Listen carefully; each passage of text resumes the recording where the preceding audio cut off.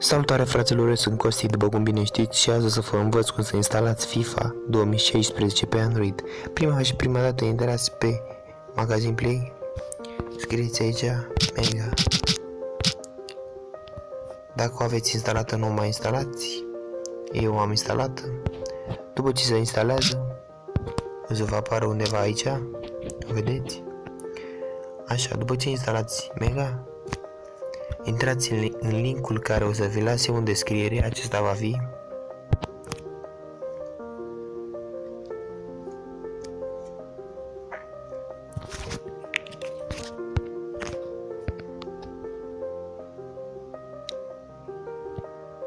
Așteptați. Dați acolo unde este cu galben, sari peste. Și dați deschidere prin Mega, vedeți? Dați jos în dreapta descărcare. Dați tot jos în dreapta selectează. Și a început descărcarea, după cum vedeți. Așteptăm să descarce.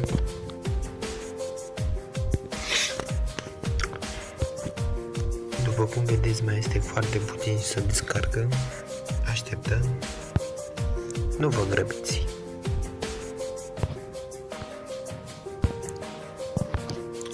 S-a descărcat, uite așa o să vă arate că se descarcă.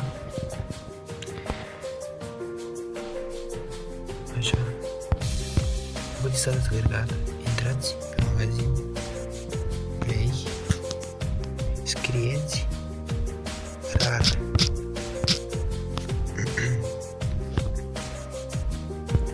Îl instalați dacă nu l-aveți instalat. Așteptăm să instaleze. După cum vedeți, s-a instalat și RAR-ul, intrăm în el. Fiți foarte atenți acum la mine. Intrați aici unde scrie Mega.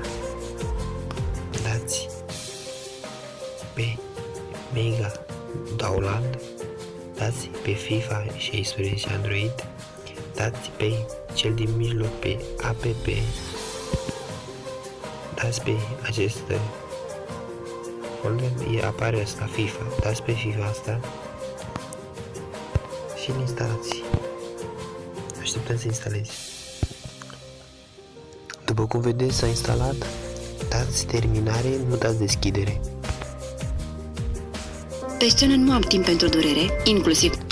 A apărut o reclamă, ne scuzați. Acum dați pe săgeata aceea verde și folderul ăla. Și acum dați OBB. Vedeți unde scrie OBB. Așa. Bifați căsuța asta aici. Vedeți unde e asta?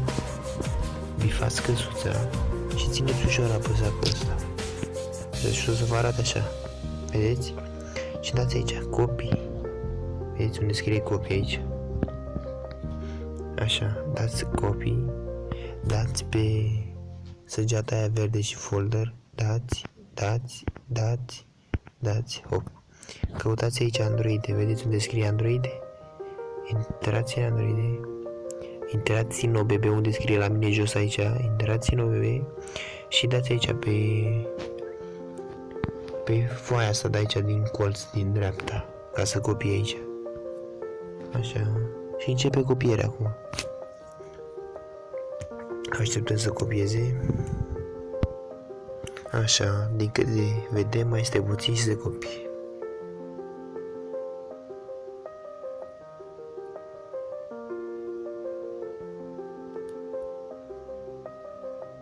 Și s-a copiat. Acum ieșim afară de aici și intrăm în FIFA. Uitați-l aici.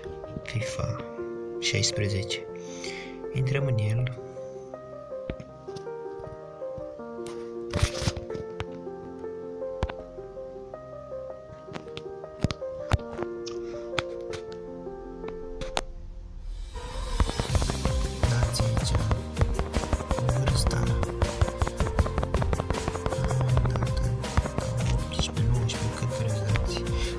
Mai mic de 18, nu știu dacă merge, habar n-am, nu prea le-am cu FIFA. Dați start.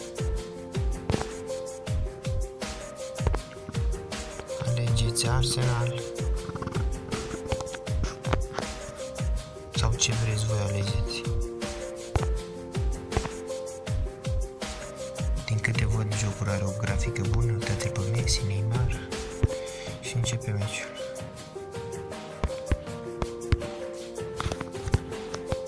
Sprint, cine este? Messi, da, Messi, Messi, Messi. M-a scos suportarul.